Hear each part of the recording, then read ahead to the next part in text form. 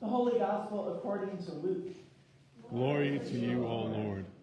Some Sadducees, those who say there is no resurrection, came to Jesus and asked him a question.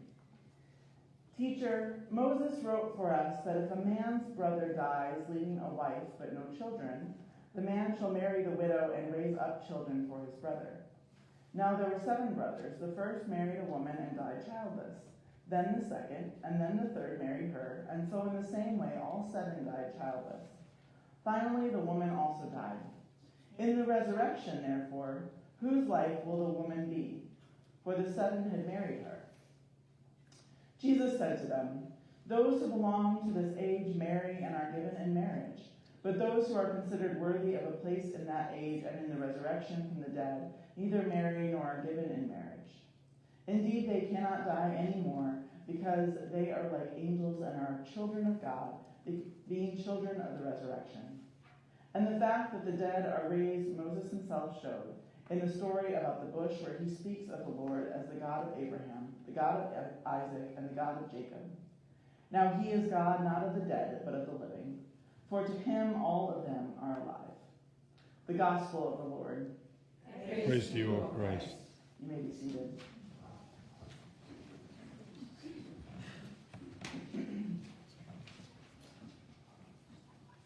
My mom is working on cleaning out my childhood bedroom. I know that somewhere in there is a VCR tape with the recording of the final episode of Seventh Heaven on it. Seventh Heaven was one of my favorite TV shows growing up. Maybe that should have been a clue, I don't know. The night of its series finale, I believe I had a sports event or a music performance, so I couldn't watch it. And so our only option was to record it on VCR on a tape so that I could watch it, so I didn't miss the episode entirely. And I had to rely, or otherwise I would have had to rely on that beginning little recap that they would do every week. Remember when that used to happen on TV shows? I know I recorded other shows this way too over the years, and I'm really grateful for that technology that allowed for that kind of thing to happen. If you would have told me that I could have watched the entire series of Seventh Heaven whenever I wanted on a streaming service 20 years later, I'm not sure I would have believed you, which we did, by the way, a couple of years ago. It would have taken some serious convincing. Could you have imagined it? No. Growing up, a common phrase to depict the future was in 2025, or whatever year far in the future, or like in 20 years, we'll have flying cars. It was always flying cars. That's how everyone would get around. Did anyone else hear that? Oh, yeah. Jetsons. Right. At least currently, that's not the standard car design, but who knows? Maybe someday. These types of ideas are as radical to us as resurrection was to the Sadducees. They strictly believed in the Torah, the first 5 books of the Bible, and there was no such thing as resurrection in their scriptures. It was beyond their comprehension. It was challenging to their beliefs. And now the Sadducees in this gospel reading, they're trying to challenge Jesus. They wanted to catch him in a question that was too complicated to answer properly. So they were asking about a widow and husbands and marriage and heaven. They wanted to win the debate, but of course, Jesus won. Because in our new life and resurrection, there is no marriage. Jesus is saying it's not even about that. It's about hope on earth and a promise of life eternally with God. It's about living life now in a way that honors God and points to God's greatness. And on another note, this practice of marrying your brother's wife after they died, if they didn't have a male child, was to protect the widow. This allowed the widow to not become poor, homeless, or destitute.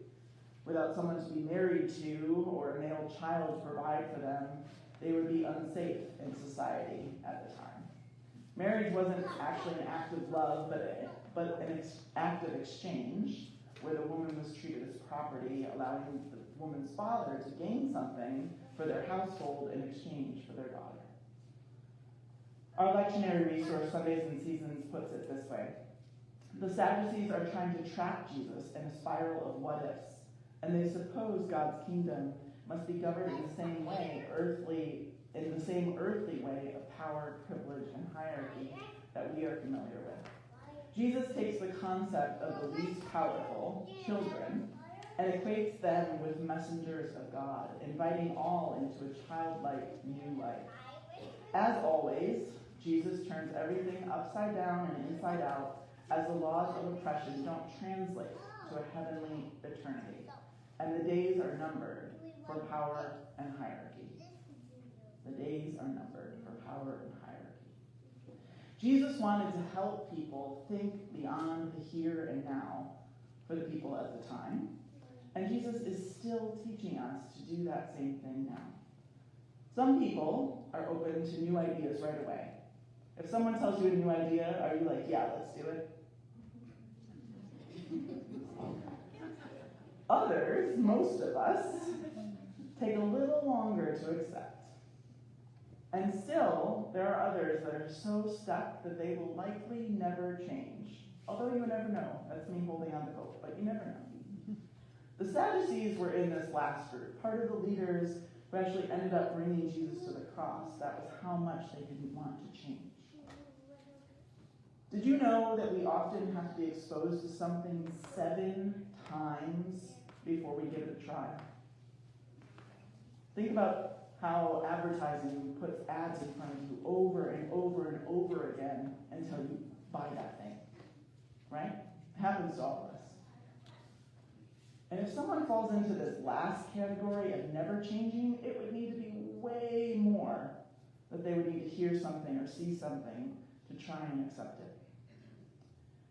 You know how Jesus told the disciples over and over again about his death and resurrection in the Bible, and they still didn't get it? It's kind of like that.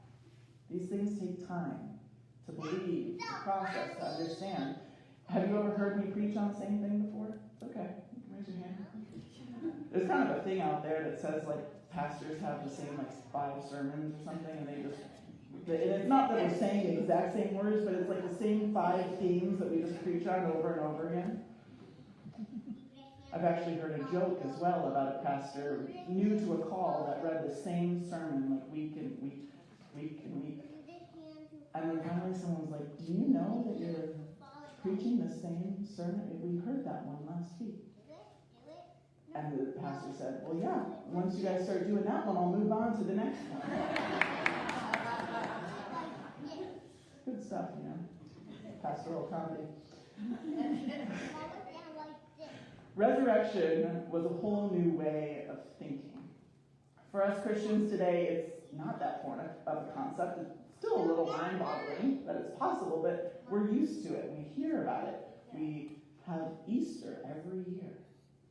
But for the strict religious leaders of the time, it wasn't an everyday thing. It was something that they wouldn't have believed. Kind of like the same way we wouldn't have believed that TV shows are just now readily available whenever we want to watch them. Try explaining that radical concept of VCR tape to kids today. Jesus' teachings challenge us. That's what they're there for. Right? That's what Jesus was doing. And I hope when we approach or encounter challenge, we turn to wonder. So for me, Jesus' teachings make me wonder. Where might you be feeling stuck right now? What ideas or beliefs are challenging you?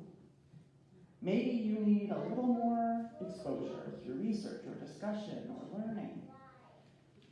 Maybe you need a little extra hope right now. If so, I invite you to believe in the power of resurrection and the words from Sundays and Seasons today, which at the end said, the days are numbered for power and hierarchy. Because God is the ultimate power, and God's love is power. Are you open to God's all-inclusive love? Jesus always stands on the side of the poor and the oppressed, in this life and beyond. And my prayer is that we do too, because New life doesn't have to wait until the resurrection. We can live this on earth as it is in heaven, today and always. Amen.